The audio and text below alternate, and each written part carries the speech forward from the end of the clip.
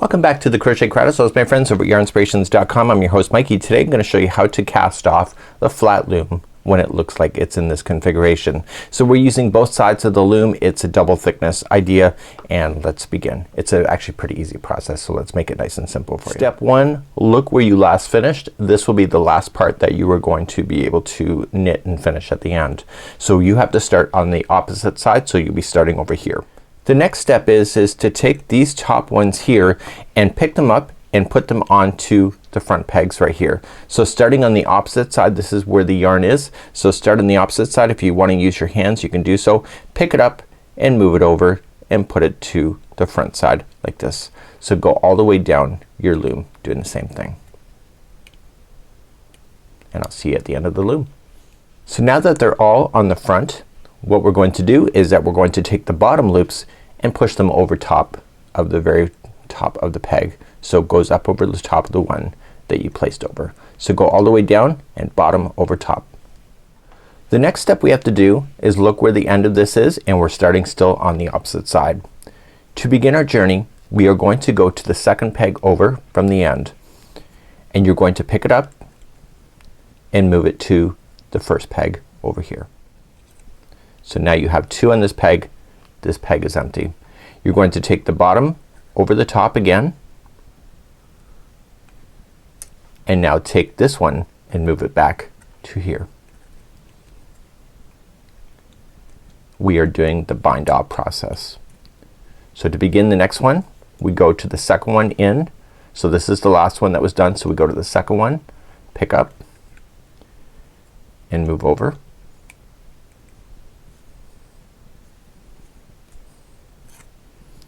We take the bottom over the top, and then we take this one and move it back.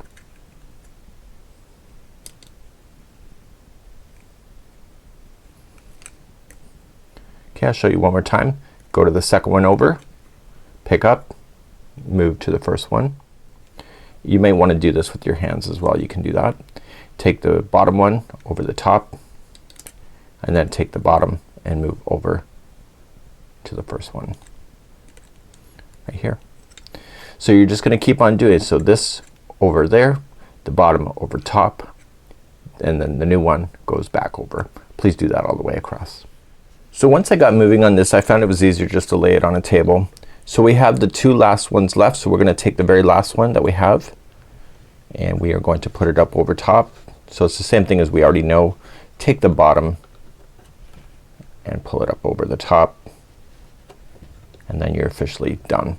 So what we have to do is be very careful at this moment. So we can pick up this loop and leave the hook in there for a second, and you want to just leave it long enough so that you can get the strand through. So whether you use a crochet hook or whether you use your fingers, you can get that in, and you're going to pull that through the remaining loop, and that'll prevent it from unraveling itself, and then we can release the loom from this. So let's take the loom off. So let me show you how to weave in the ends, and this is part of the end.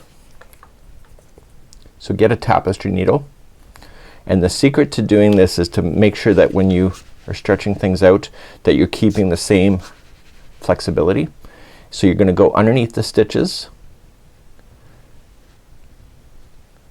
maybe about 2 inches, and when you pull, it's going to pull that first top down, but when you pull, you don't want to change the tension. Okay, so that's good. And then you're gonna go back in the opposite direction through a slightly different path so the yarn gets trapped in, and then finally the opposite direction 3 times in a row. And now you can safely get rid of your yarn to do that. And so all you just need to do, you just kind of stretch it out and you're good. You could put tassels or fringe or whatever. Now the front side that we had on this project, same process, going in and out, back and forth, and you will have then a finished project in your hands. You will notice that the flexibility in the first part is a little bit more loose than the beginning, or sorry, than the end, but if you did your job right, it will look pretty close. Have a good day, and we hope to see you again real soon.